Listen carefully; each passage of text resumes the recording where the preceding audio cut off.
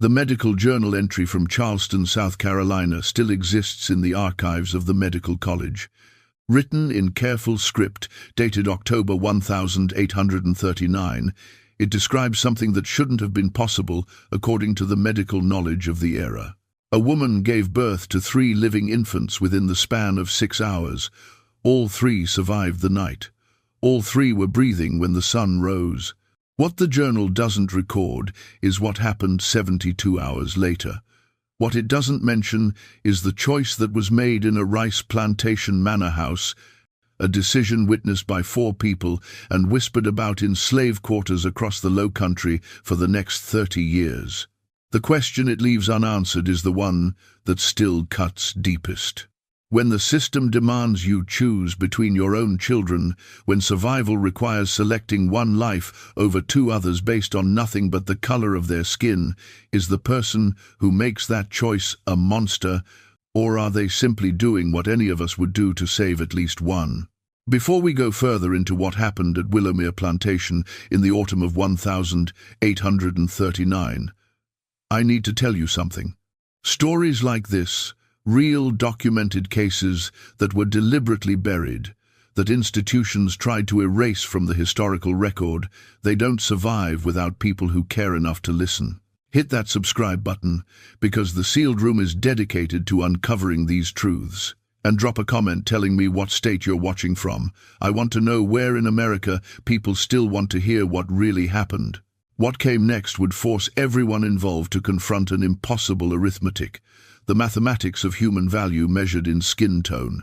Willowmere Plantation spread across 4,000 acres of South Carolina low country, 30 miles inland from Charleston, where the Ashley River curved through land so flat you could see thunderstorms building an hour before they arrived. The main house stood on the only elevation for miles, a modest rise that kept it above the seasonal floods, 3 stories of whitewashed brick with columns that caught the morning light and held it like a promise.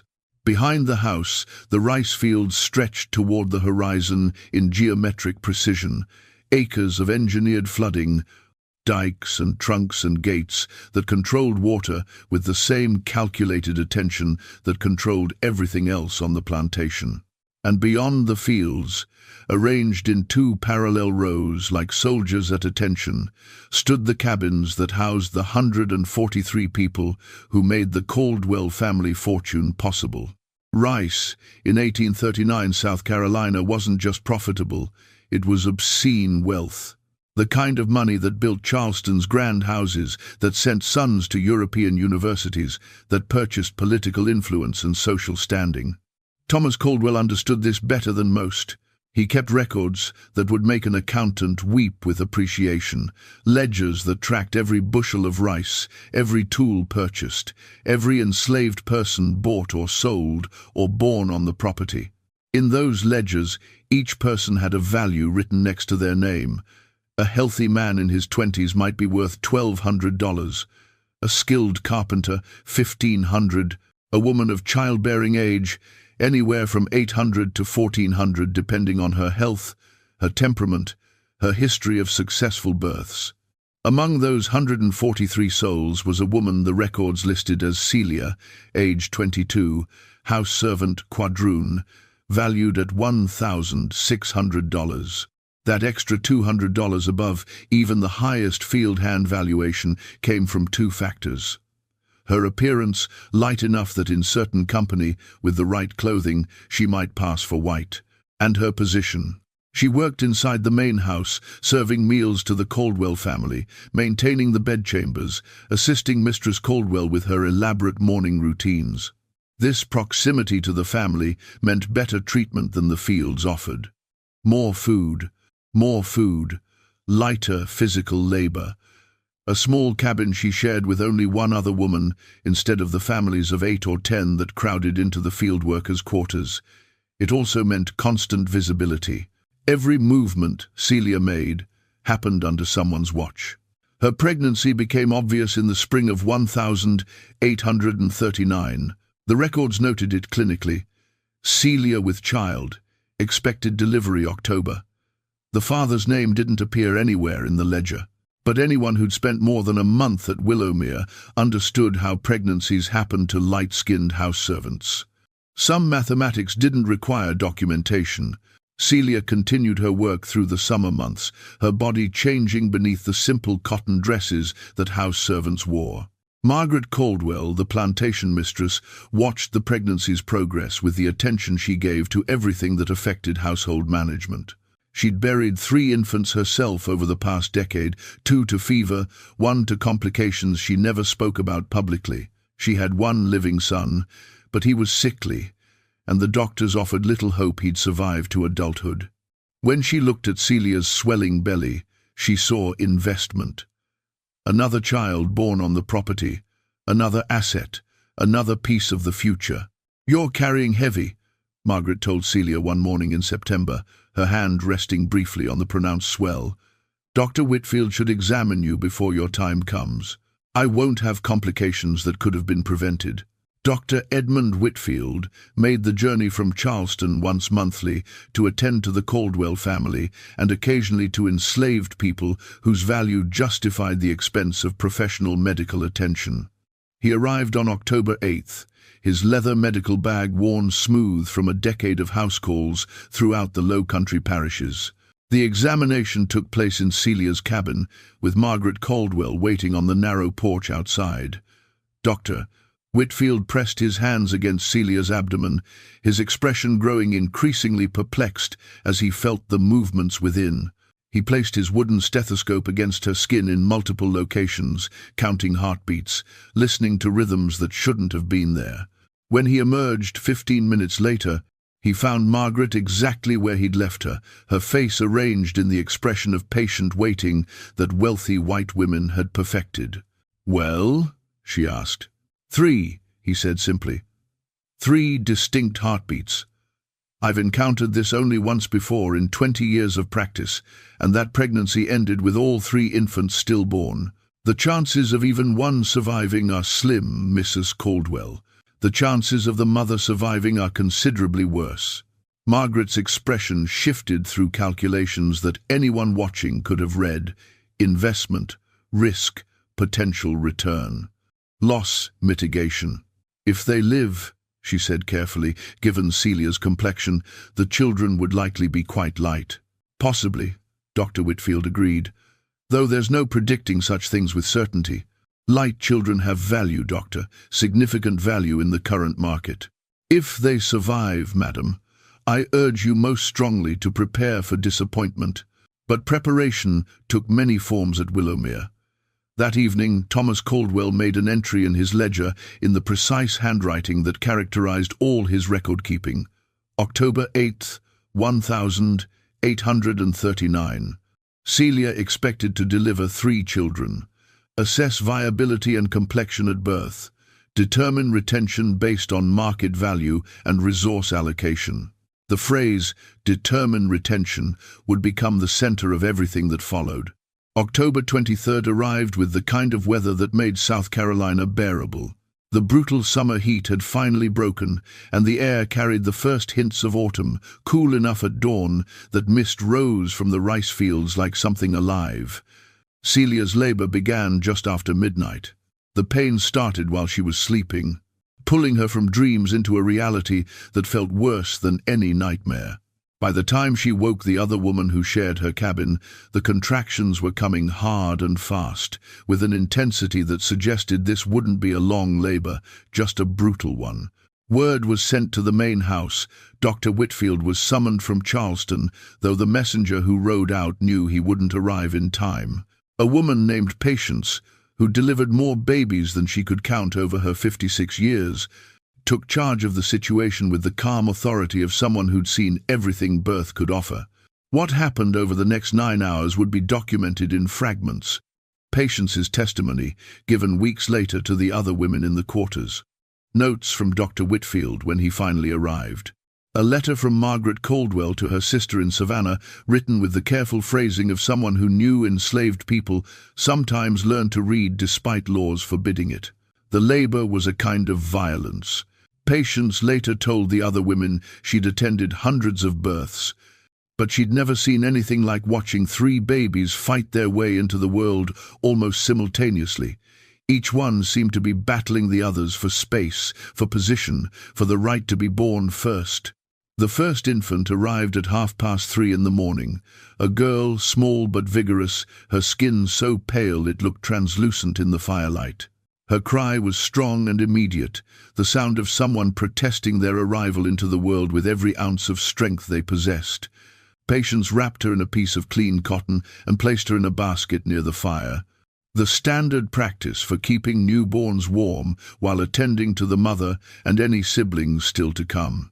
The second baby followed 27 minutes later, another girl, noticeably darker than the first, with a complexion that held warm amber tones even in the uncertain firelight. She came out silent, and patients had to work to get her breathing, turning her upside down and rubbing her back with increasing vigor until finally a thin wail emerged. The third took nearly 4 more hours. By the time this baby, a boy, finally entered the world, Celia had lost consciousness from pure exhaustion. The boy was the darkest of the 3, his skin holding deep bronze tones that would only deepen as he grew. He was also the smallest, perhaps 4.5 pounds by patients' experienced estimation, and his cry was weaker than his sister's, a mewling sound that worried everyone who heard it. When Dr. Whitfield arrived at dawn, he found 3 living babies and a mother who was alive but depleted in ways that genuinely concerned him. He examined each infant with clinical precision, noting their sizes, their breathing patterns, their skin tones, their apparent vigor. He recorded his observations in the small leather notebook he carried for medical documentation. "Extraordinary," he murmured to patients, genuine wonder in his voice. "All 3 living. I didn't believe it possible. God makes what he wants," Patience said quietly, her eyes on Celia's still form. "Perhaps," Dr. Whitfield replied, "though I suspect the next few days will determine whether God's will includes all 3 surviving." But it wasn't God's will that would determine what happened next. It was arithmetic. Cold, precise, plantation arithmetic. Thomas Caldwell arrived at the cabin mid-morning with his wife. They stood in the doorway for a long moment, looking at the 3 baskets arranged near the fire, each containing a tiny human being that represented both medical miracle and financial calculation. Margaret moved from basket to basket, with the same methodical attention she brought to evaluating fabric samples at Charleston's finest dry goods establishments.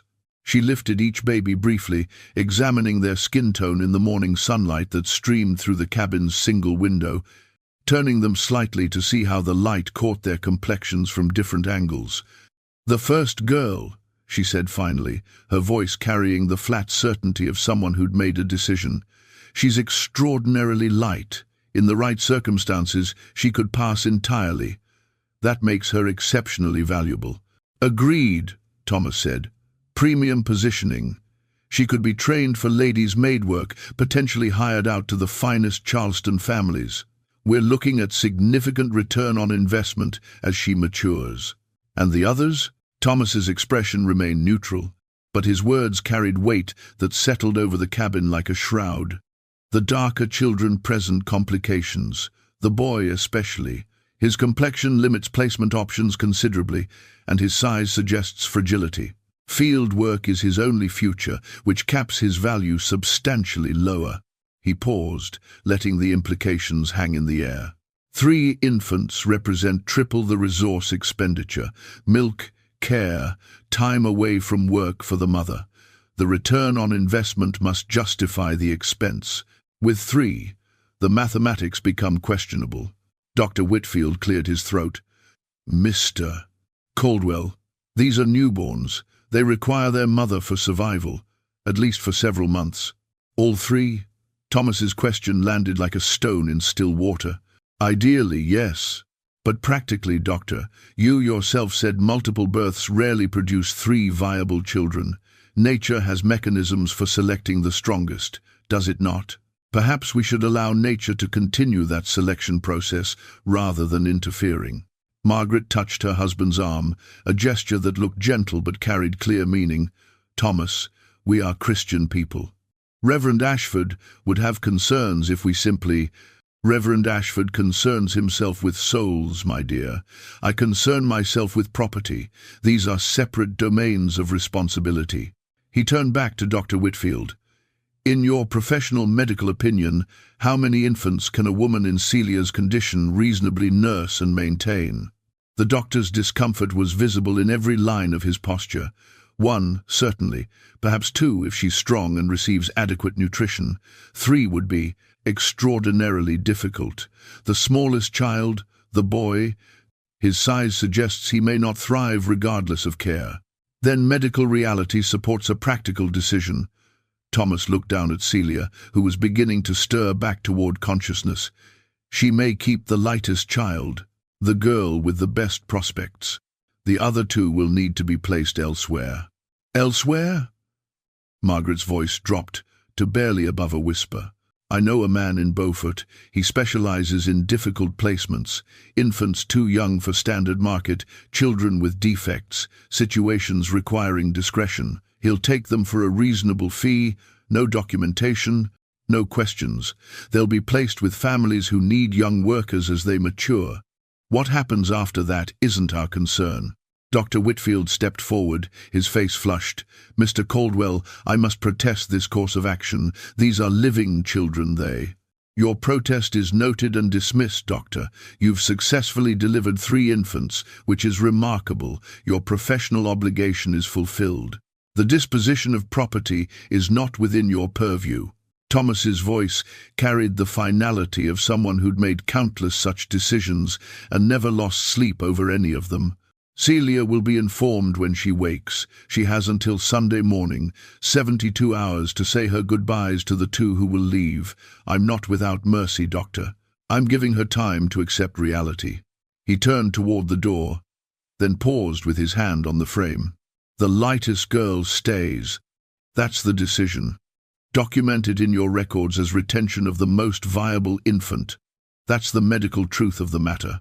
When Celia fully regained consciousness 2 hours later, Patience had to be the one to tell her.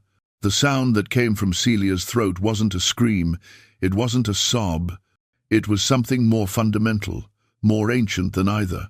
The sound of a mother, understanding that her children would be divided, that she would be forced to participate in their separation, and that there was absolutely nothing she could do to prevent it.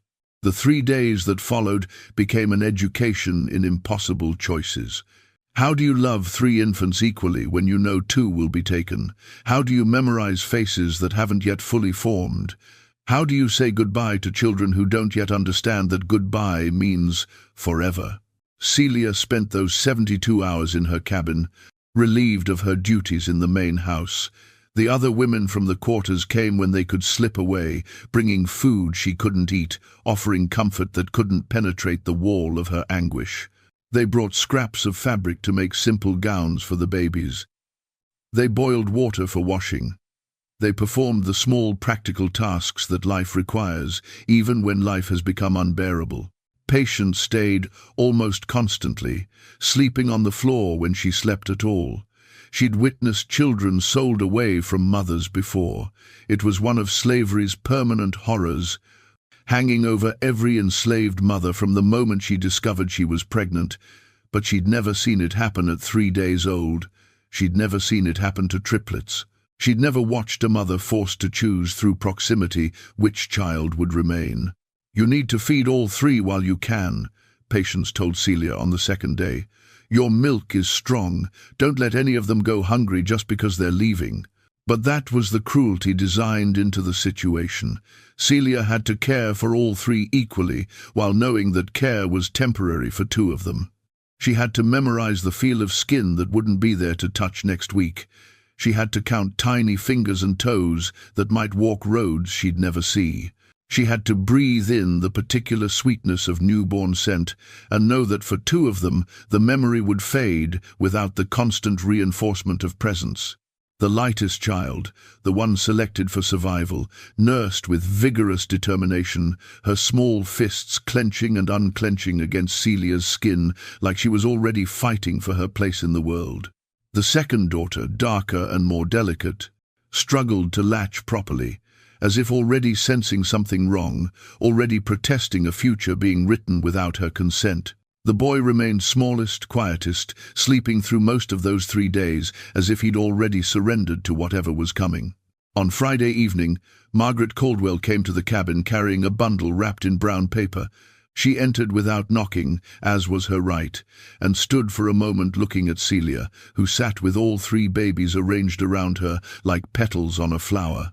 "I've brought a christening gown," Margaret said, her voice carrying forced brightness. "For the child who's staying, Reverend Ashford will come next week to baptize her properly. A child born into a Christian household deserves that much." Celia looked up, her eyes red-rimmed but dry. She'd cried herself empty over the past 2 days. "And the others, ma'am? Do they not deserve baptism?" Margaret's face tightened, a muscle jumping in her jaw. "That's not my decision to make, Celia. My husband has made arrangements. I attempted to persuade him otherwise, but he—" She stopped, perhaps realizing that sharing the details of marital disagreements with an enslaved woman violated some unspoken rule of the social order. "The gown is for the child who stays, that's all." After she left, Patience examined the white cotton gown, simple but well made, with tiny buttons along the back. "Mistress fought for you in her way," Patience said quietly. "She's got kindness in her sometimes, but kindness don't change the law. Kindness don't change what men decide about property." Saturday brought rain, the kind of steady downpour that turned the paths between cabins into rivers of red clay mud.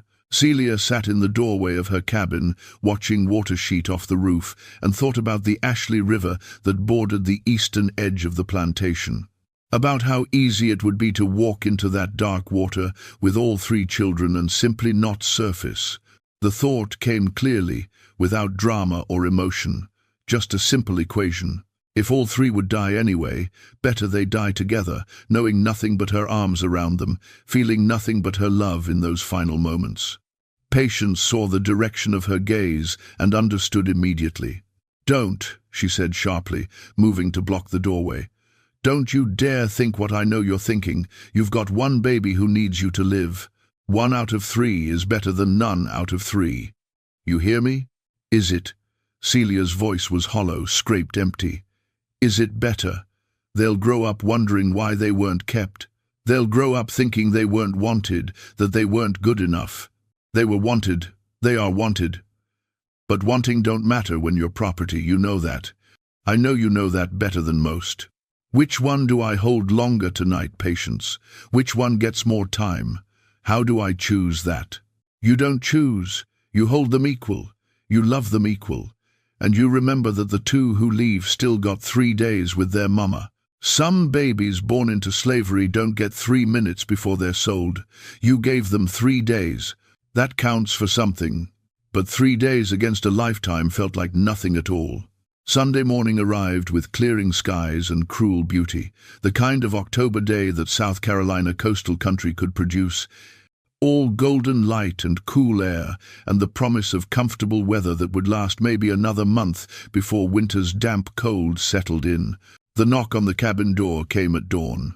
Thomas Caldwell didn't enter himself. He sent the overseer, a man named Pritchard, who handled the unpleasant aspects of plantation management with the efficiency of someone who'd long ago stopped thinking of enslaved people as fully human. Pritchard had brought a wagon and another man, someone Celia had never seen before, someone whose face she would spend the rest of her life trying to forget. "Time," Pritchard said. He had the decency not to meet her eyes. Celia had dressed the 2 departing children in the simple gowns the women had made. She'd fed them one final time, her body performing the mechanical function while her mind tried to memorize every detail. The weight of them, the sound of their breathing, the particular way each one's small hand curled around her finger. She'd sung to them, a song her own mother had sung to her before Celia had been sold away at age 9, a song in a language she didn't remember learning but knew somewhere deeper than memory. The stranger stepped forward and held out his arms expectantly. "Names?" he asked, his voice flat, businesslike. "They haven't been named yet," Pritchard said. "Just take them." "Wait," Celia's voice stopped everyone. She looked down at the darker daughter, the one who'd struggled to nurse, who'd fought. Her name is Dinah. She shifted to look at the boy, so small and quiet. He's called Samuel. The stranger nodded once and took Dinah first. The baby started crying immediately, a thin wail that cut through the morning air like a knife. Then he took Samuel, who remained silent, his eyes closed, his tiny chest rising and falling with breaths so shallow they were almost invisible. Celia held the remaining child against her chest so tightly that Patience had to touch her arm. "Careful, honey, you'll hurt her." The wagon pulled away with Pritchard driving and the stranger sitting in back, a baby in each arm, wrapped in gowns that would probably be stripped off and sold separately before the day was out. Celia stood in the cabin doorway with her remaining daughter pressed against her heart and watched until the wagon disappeared past the rice mill, heading south toward Beaufort and whatever came after. She didn't scream, she didn't collapse, she just stood there, perfectly still, memorizing the empty space where her children had been. Patience finally led her back inside. "What are you going to name this one?" she asked, trying to redirect Celia's attention to the living child she still held. Celia looked down at the lightest baby, the one chosen for survival because her skin promised better market value, because her potential as a lady's maid outweighed her siblings' futures in the fields. This child, selected by nothing more than the genetic accident that put slightly less melanin in her skin. "Grace," Celia said finally. "That's a beautiful name. Means God's favor." "It's a lie." Celia's voice was flat as hammered metal. "But it's her name." The weeks that followed the separation created a routine built entirely on absence. Celia returned to work in the main house after 2 weeks, Grace strapped to her back in a sling while she performed her duties. Margaret permitted this arrangement because it kept the child visible, kept her growing accustomed to the household rhythms where she would one day serve. But something in Celia had changed at a fundamental level. The other house servants noticed it first. The way she moved through her work with mechanical precision, but no warmth, no small conversations, no songs hummed while polishing silver or beating rugs. She fed Grace, changed her, kept her clean and healthy. But there was a quality of performance to it, of going through motions rather than inhabiting the role of mother. "She don't talk to that baby the way a mother should," one of the other women said to Patience in December when Grace was 2 months old. "She takes care of her needs, but she don't seem to love her." Patience understood. Part of her left in that wagon. When you lose 2 children, the third one becomes a reminder of what's gone. Every time she looks at Grace, she sees Dinah and Samuel. That's a weight that don't get lighter with time. But there was more to it than grief. There was a question that Celia turned over in her mind during the long hours of housework, during the nights when Grace slept and Celia lay awake staring at the cabin ceiling. A question that had no answer but demanded asking anyway. What had happened to them? The stranger who'd taken them hadn't given a name. Pritchard claimed not to know where they'd gone. Beaufort could mean anywhere within a 40-mile radius. Could mean they'd been passed to someone else who took them further. Could mean they'd been sold to a family that wouldn't keep them together. Could mean they'd died within days and been buried in unmarked graves that no one would ever tend. Not knowing was its own particular form of torture. In February, Celia did something that could have gotten her whipped or worse. She asked Thomas Caldwell directly what had become of her other children. He looked up from the ledger where he was recording rice production figures, his expression suggesting mild surprise that she'd dared to speak. "They were placed appropriately for their value," he said. "That's all you need to know. Are they alive, sir?" "That's not your concern, Celia. You have a healthy daughter to raise. Focus on her. Focus on your work. These questions are inappropriate and won't be tolerated again. I'm their mother. You are property asking about property. The discussion is over." But the discussion wasn't over in Celia's mind. She began to notice things. The way Margaret avoided looking at Grace directly, as if the baby's presence reminded her of something she'd rather forget. The way Dr. Whitfield, on his monthly visits, would ask about Grace's health, but never mentioned the other two. The way the entire household moved around the subject, like mourners avoiding a fresh grave. In April, something changed. A woman arrived at Willowmere from a neighboring plantation, delivering preserves that Margaret had ordered. Her name was Bess, and she worked in the kitchen of the Thornton plantation, 12 miles upriver. While waiting for Margaret to inspect the preserves and provide payment, she stood in Willowmere's kitchen with Celia and the other servants. Her eyes fell on Grace, now 6 months old and developing the delicate features Margaret had predicted. "That's a light baby you got there," Bess said. "She the only one?" Something in her tone made Celia look up sharply. "Why do you ask?" Bess glanced toward the door to make sure they were alone. "Because there's talk along the river. People talk about a man from Beaufort who had infant twins for sale back in October. Dark babies," he said. "Said they came from Willowmere. Said they were born 3 at once, and the lightest was kept." Celia's heart stopped. "Twins, there were 3. He only had 2, according to what I heard. A girl and a boy. Someone bought them together, which is unusual. Usually they separate siblings that young because there's more profit that way. But these went together to a family west of here, toward Columbia." "What family?" "I don't know the name, but I know someone who might. If you ever get to Beaufort, there's a free woman of color named Rachel Morrison who runs a boarding house near the docks. She knows everyone, hears everything. If anyone knows where those babies went, it's her." Before Celia could ask more, Margaret entered the kitchen, and the conversation ended. But the information burned in Celia's mind like a coal that refused to cool. 2 babies sold together to a family west toward Columbia.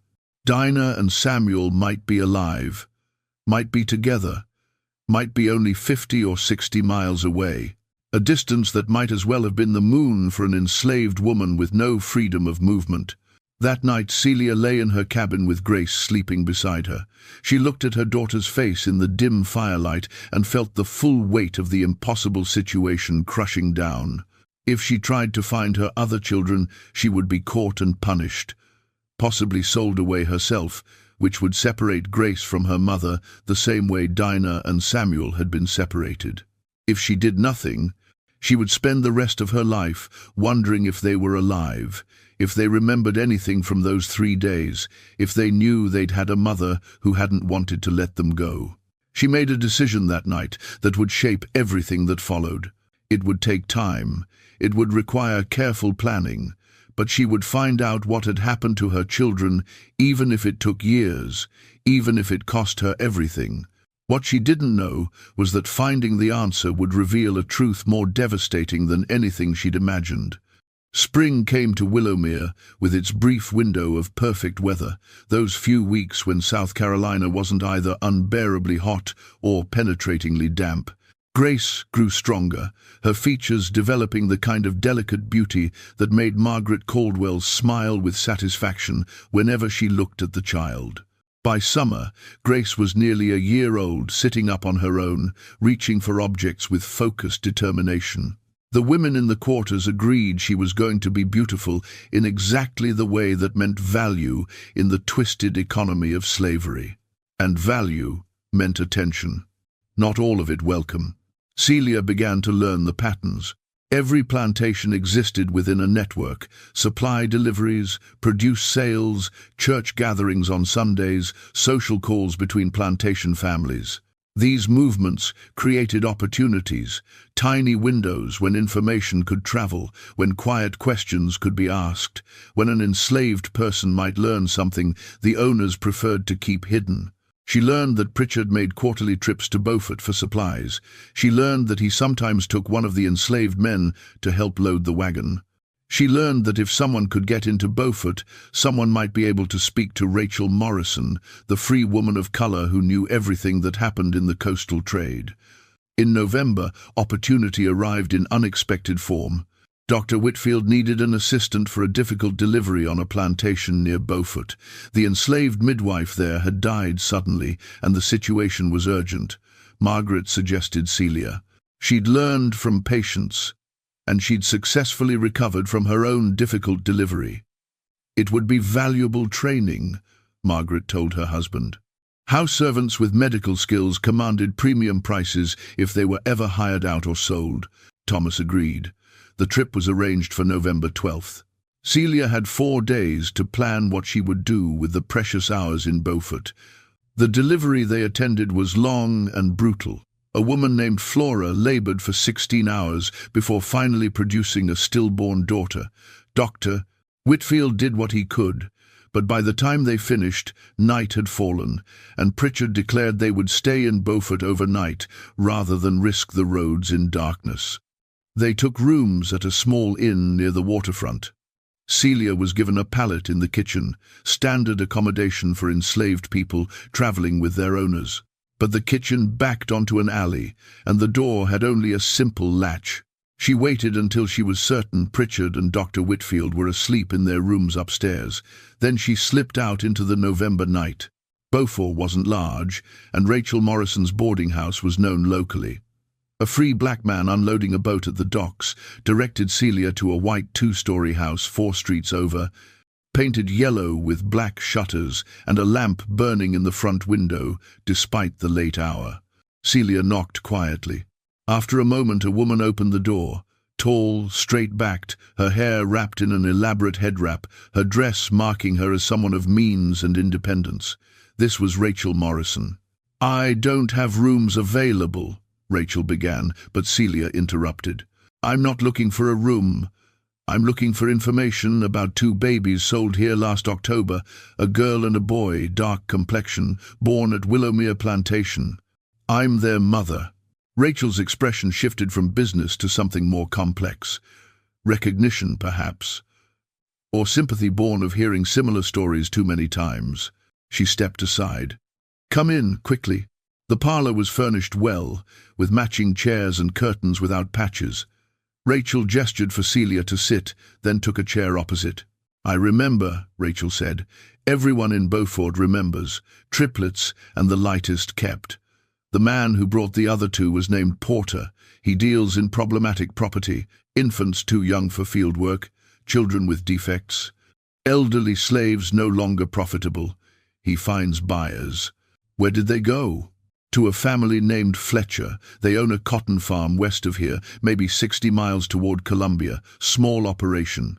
They needed children who could work in a few years, and they were willing to take both babies together because it was cheaper than buying one older child.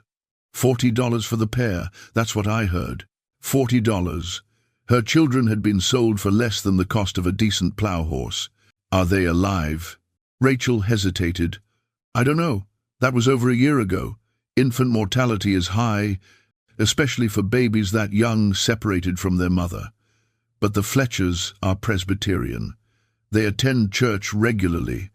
They're not known for cruelty, at least not by local standards. If the babies survived, they'd still be with the Fletchers." "Where exactly?" "I can't tell you that precisely. If I give you directions and you run and you're caught, they'll come back asking who helped you. I can't risk that. I have my freedom to protect. I'm not running. I just need to know if they're alive." "Why? What good does knowing do you? You can't get them back." "You know that as well as I do. Because I need to know if I abandoned living children or dead ones. I need to know if they're breathing somewhere, if they're growing, if they have any chance at all. I need to know something, Miss Morrison. Anything." Rachel stood and walked to a small desk near the window. She took out paper and a pencil, wrote something down, then folded the paper carefully. "This is a map. It shows you how to get to the Fletcher farm from the Columbia Road. If you're ever traveling that direction, if you ever have time free, you could walk to this place. You could see the farm. You could know." She handed the folded paper to Celia. "But I never gave this to you. If anyone asks, you never came here. Understand?" "I understand." "And Celia, if you find them alive, don't try to take them. They'll hunt you down and they'll kill you. And all 3 of your children will end up scattered to different plantations, none with their mother. Sometimes knowing is all we get. It's not enough, but it's all there is." Celia left the boarding house with the folded map hidden in her dress. She made it back to the inn before dawn, slipped back onto her pallet in the kitchen, and lay there watching the ceiling lighten with morning, her heart pounding with the weight of what she now knew. Dinah and Samuel might be alive. They were 60 miles away. The distance was impossible and nothing at all. The opportunity to get toward Columbia came in March of 1841, nearly a year and a half after the triplets' birth. Thomas Caldwell's brother had died suddenly, and the family was summoned to Columbia to settle the estate. Margaret would need assistance, and she chose Celia to accompany her, partly for Celia's skills as a house servant, partly because Grace, now 18 months old, had become Margaret's favorite child on the plantation. They traveled by carriage, the journey taking 2 full days, with an overnight stop in a coaching inn halfway. Celia sat in the back with Grace on her lap, watching the landscape change from coastal low country to rolling Piedmont, every mile bringing her closer to the place Rachel's map indicated. The estate business would take at least a week, Margaret said. There would be time. There would be opportunities. Celia had to be careful, had to be invisible. But she had to try. On the 4th day of their stay in Columbia, Margaret sent Celia to the market with a list of items needed for the household. The errand would take 2 hours, perhaps 3 if the market was crowded. It was the opening Celia had been waiting for. She took Grace strapped to her back and left with the list and a small purse of coins Margaret had provided. The market sat on the main square, busy with vendors and shoppers. Celia made her purchases quickly, then asked a free black woman selling vegetables for directions. The walk took an hour. The distinctive forked pine tree appeared exactly as Rachel's map had indicated, split by lightning years ago, its trunk cleaved but still living. The Fletcher farm lay just beyond it. Celia's heart hammered as she approached. She didn't know what she would do when she arrived. She didn't know what she would say if someone stopped her. She only knew she had to see, had to know, had to confirm with her own eyes. The farm came into view gradually. First the barn, weathered wood with a tin roof. Then the house itself, single story with a stone chimney. The Fletcher farm was smaller than Willowmere, the kind of operation that survived on margins, profitable enough to continue but never wealthy enough to expand. A cotton field stretched behind the house, recently planted with tiny green shoots just beginning to show. A vegetable garden occupied the space between house and barn. And in the yard near the garden, 2 children. Celia stopped behind the forked pine, her hand pressed against the scarred trunk, and stared. They were too far away to see details clearly. Perhaps 60 yards separated her from the yard, but they were the right age, just under 2 years old, at that stage where walking was confident, but running was still an adventure in controlled falling. One child was larger than the other, moving with more certainty. The smaller one toddled with careful steps, arms out for balance, then sat down hard and laughed at the experience. Dark hair on both, clearly visible even at this distance, brown skin that caught the afternoon light. A woman emerged from the house.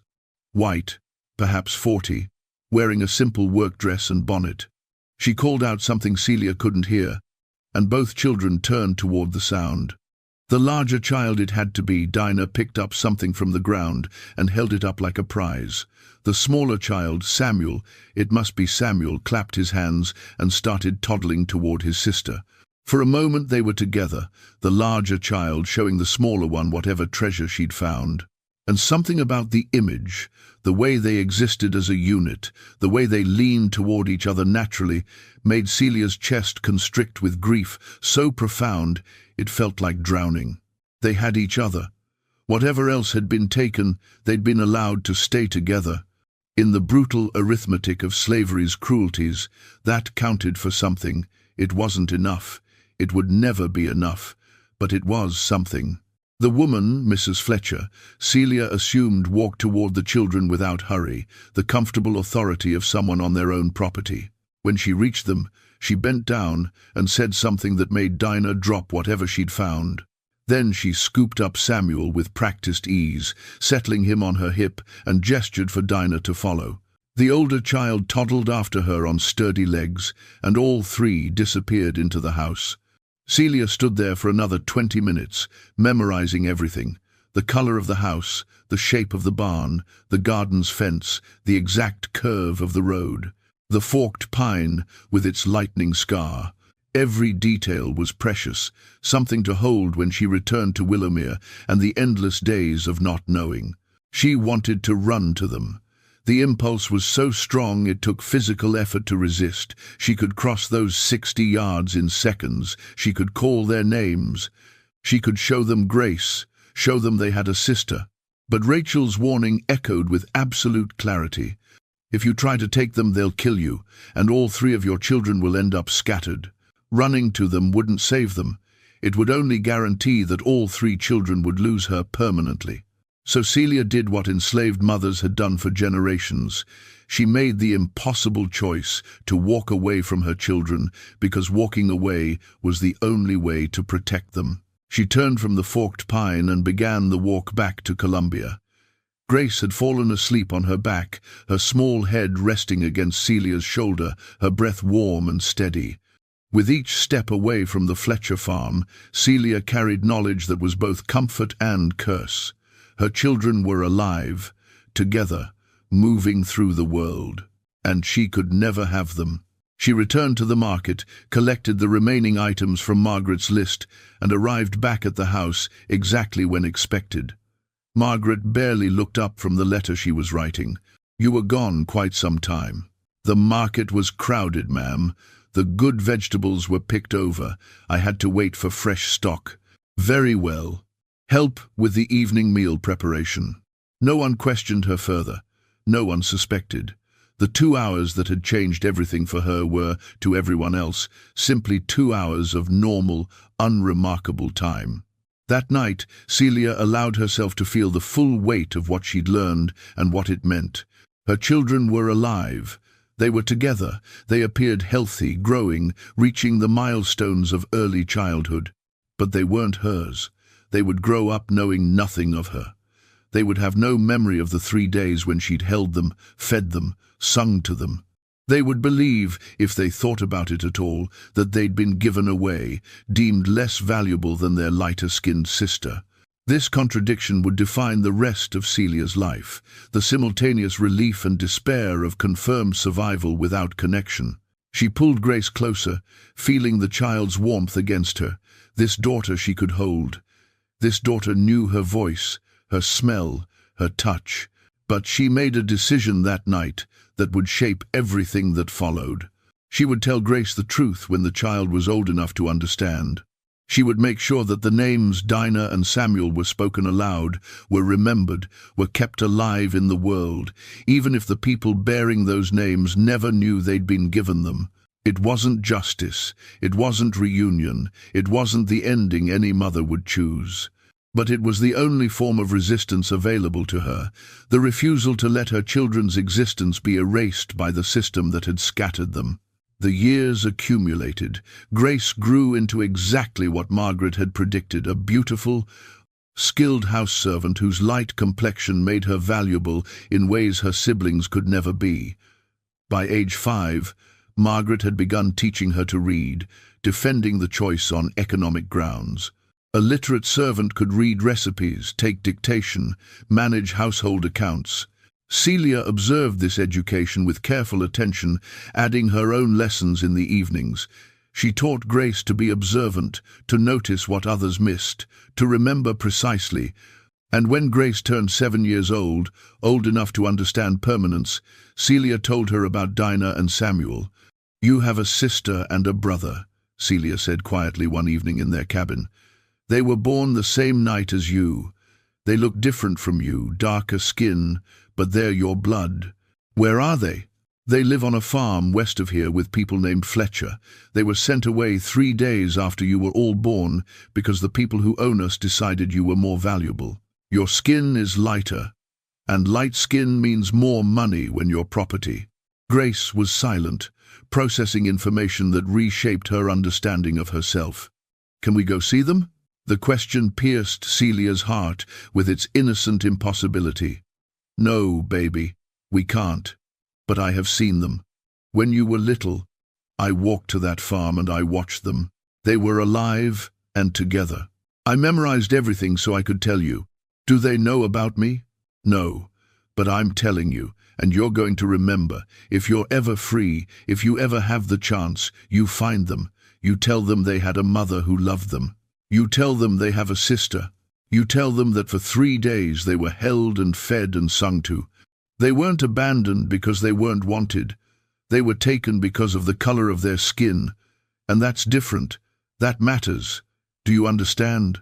Grace nodded slowly, absorbing a truth she couldn't fully grasp but would carry forward. That conversation became a ritual between them. Every few months Celia would add details. The forked pine tree, the way Dinah had held up her treasure, the way Samuel had clapped his hands. She repeated the names until they were etched into Grace's memory as deeply as her own name. The years passed with increasing weight. Celia aged faster than free people aged, worn down by labor and accumulated grief. She developed a persistent cough in her 30s that never fully went away. By 45, she'd been reassigned from house service to lighter work in the kitchen gardens. This demotion brought unexpected relief. Garden work meant less visibility, more hours where she could simply exist. Grace, meanwhile, became exactly what the Caldwell family had envisioned. Skilled, literate, refined. At 16, she was hired out to a wealthy Charleston family during the social season, accompanying Margaret to serve as a lady's maid. It was in Charleston that Grace met Isaiah Freeman, a free man of color who worked as a blacksmith. The free black community in Charleston was substantial people of mixed race who occupied an ambiguous space between slavery and citizenship, who owned property and navigated the narrow space the law allowed them. Isaiah was 28, educated, politically aware.